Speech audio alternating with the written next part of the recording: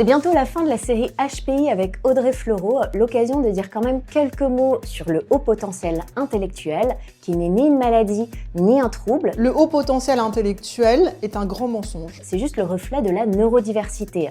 Les cerveaux, ils fonctionnent tous différemment et le HPI, c'est en fait un profil de fonctionnement. Et quelqu'un a inventé l'idée qu'être intelligent pouvait être un problème. C'est une intelligence qu'on peut mesurer, objectiver grâce au QI et à une évaluation globale de la personne, mais ça n'évalue pas tout. Par exemple, la créativité, en fait, ça reflète un aspect de l'intelligence, probablement la plus académique. Il y en a beaucoup d'autres, l'intelligence émotionnelle, relationnelle, pratique, manuelle, qui sont tout aussi importantes, qu'il n'y a pas de hiérarchie entre toutes ces intelligences. Ça veut aussi dire qu'il y a un continuum entre haut potentiel ou non.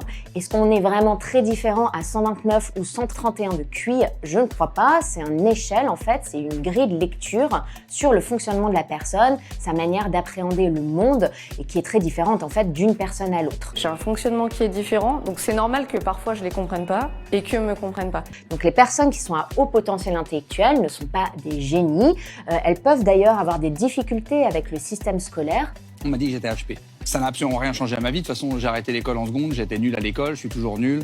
Elles peuvent tout à fait souffrir aussi d'un trouble déficitaire de l'attention ou bien de troubles des apprentissages qu'on appelle DIS, dyslexie, dyscalculie, dysorthographie. Elles sont aussi plus souvent hypersensibles, mais l'hypersensibilité n'est pas non plus un trouble, c'est pareil, c'est un continuum de sensibilité et haut potentiel n'est pas non plus synonyme de bonheur et de réussite.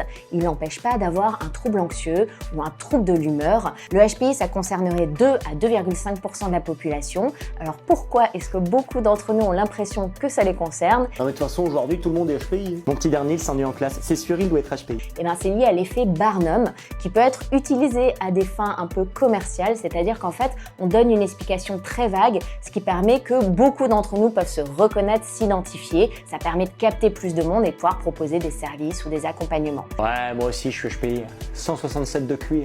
Je fais le test sur Internet.